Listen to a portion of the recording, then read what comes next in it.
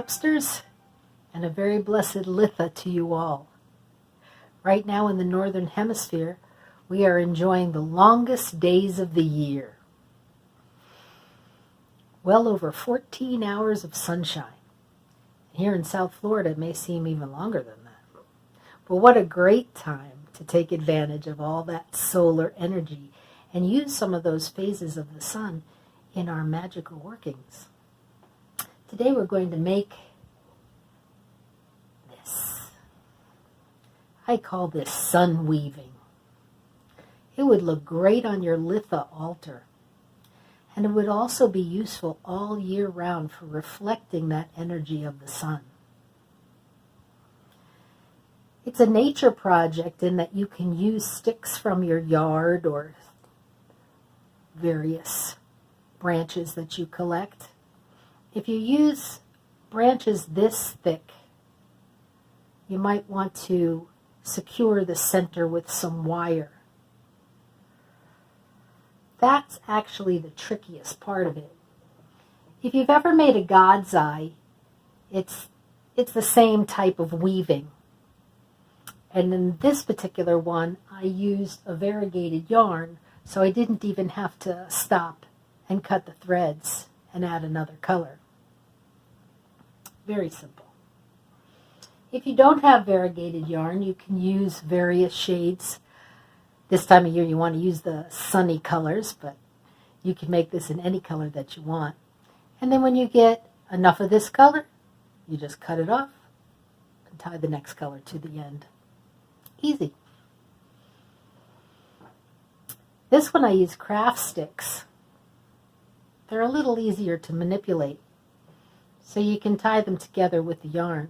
And I'll show you how to do that in a minute. But I want to show you how I use this thread in the center. See? And then, after a while, I wanted to add a little bit more orange. So I just held the two together. I just hold the two together and wrap it around. And the technique is wrap over a stick and go to the next one and wrap over that stick. Turn your work. Wrap over the next stick, just like that. And as you go around and around, your work spirals out till you get to the end of the sticks. And as you're going, you can sing, "Lady, spin your circle bright, weave your web of dark and light, earth, air, fire, and water, bind us as one." You'll have a very powerful sun weaving at the end of that. Okay, so let me show you how to get started. That is the tricky part. I cut some tiny branches off my wild coffee in my backyard. So this is going to even have more energy than sun energy. It'll have some coffee energy too. It'll wake you up in the morning. Now you're going to hold two of the sticks in a cross and then fill in between them with the other two sticks. Now this can get a little fidgety. It's like trying to hold two sets of chopsticks at the same time. All right? So once you do that, grab your yarn. I'll use this yarn again. You hold it in the back. And you see this is one stick right here. See when I wiggle that one, the top one wiggles, right? Do a figure 8 around the top and bottom of that one stick. And then you turn and do a figure 8 around the top and bottom of the next stick. Got me so far? Turn your work, and you can just keep fiddling with that so that the sticks come out even, you know. And then the next one, top and bottom of that next stick. Make sure you get the same stick. That's what will bind them together at the center. Next stick, figure 8, top and bottom. There you go. Pull it taut. So we've gone around all 4 sticks, so you've got them bound here in the center of your work. Now you can start going around just like I did before.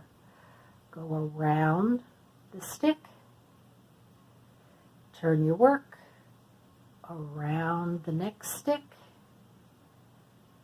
turn your work around the next stick.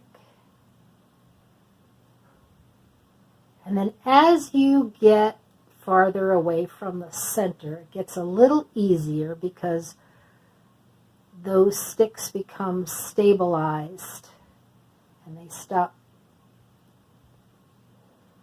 moving around in your hand.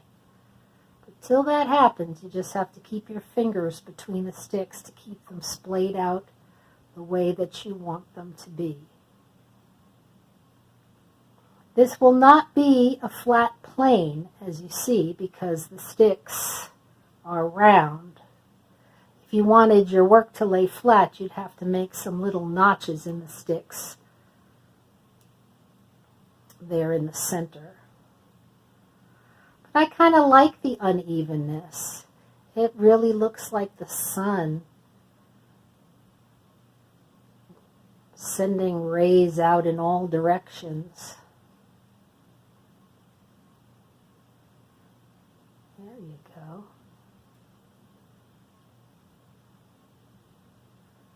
Now you're starting to see the pattern in the center as you go around and around. Quite nice. When you finish out to where you want it to be, then you can put a nice shiny center, a button with some beads hanging from it, or, like I have in our example, one of these flat-sided, they're just plastic, but they're nice and shiny, and they'll reflect the sun. All right. Cheat mode. We're going into cheat mode here. Look what I did. I used some hot glue. Just put a stick down, put a blob of hot glue, put the next one on top, next one on top, next one on top. Right? And it stays by itself. And then all you got to do is grab your yarn, hold it in the back. You still want to do your figure eights because your figure eights gives you a center. But look how much easier it is to do the figure eights. Whee! Because you don't have to hold those sticks in place. You just go around like that. All right. So now you got your center all done already. And you can start going around. Around the stick. Gets easier as you go out from the middle because you got a lot of stick in the way right here now. Around the stick. Around the stick. And around the next stick. Just around and around and around. That's some good meditative work right there.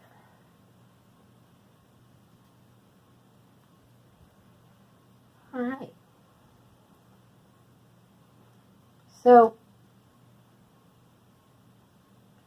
in addition to this being a fine addition to your altar,